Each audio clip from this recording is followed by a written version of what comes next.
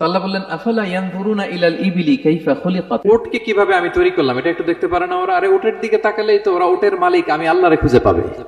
উটের কথা আল্লাহ কেন বললেন? উট হচ্ছে এমন আজীব একটা প্রাণী যেটা প্রাণী বিজ্ঞানীদেরকে হয়রান করে দিয়েছে। আল্লাহু আকবার, আপনি অবাক হবেন উটের যে ফিচার আল্লাহ তাআলা দিয়েছেন।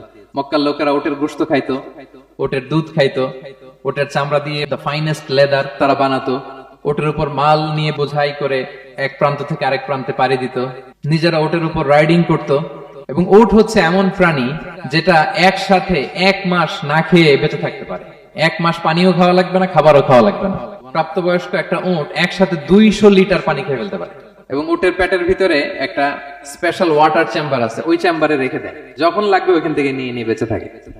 1 মাস না খেয়ে বেঁচে থাকে কি করে? উটের পিঠে দেখবেন একটা কুজ আছে, এই পুরো কুজটা হচ্ছে চর্বির আধার। উটের যখন খাবার থাকে না মরুভূমিতে, মাসের পর মাস যখন চলে, ওই চর্বি থেকে